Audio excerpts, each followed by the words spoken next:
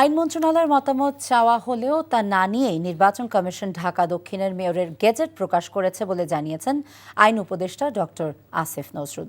দুপুরে রাজধানীর ওসমানী স্মৃতি মিলনায়তনে আইনগত সহায়তা দিবস উদযাপন অনুষ্ঠানে তিনি একথা বলেন। অনুষ্ঠানে সিভিল এবং ক্রিমিনাল আইনে ব্যাপক পরিবর্তন আনা হবে জানিয়ে আসিফ নজরুল বলেন, মাসে সারা দেশে 5 লাখ মামলা হয়। লিগ্যাল এইডের মাধ্যমে 35,000 মামলার নিষ্পত্তি হয় উল্লেখ করে আইন উপদেষ্টা বলেন, লিগ্যাল এইডে আরও বেশি মামলা নিয়ে আসতে পারলে অন্তত 40% মামলা কমিয়ে আনা সম্ভব।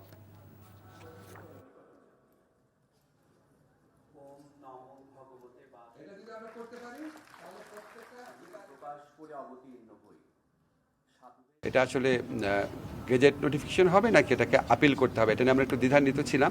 তো নির্বাচন কমিশন আমাদের মতামতের জন্য অপেক্ষা করেন নাই, ওনারা নিজেরা গেজেট নোটিফিকেশন করেছেন। এই ব্যাপারে আমার কোনো বক্তব্য নাই, এটা আসলে নির্বাচন কমিশনের ব্যাপার। এটা আসলে যারা এরভাবে আপনার মামলা করে বা প্লেন পরিবর্তন করে বিজয়ী হতে চাচ্ছেন ওনাদেরকে জিজ্ঞেস করেন।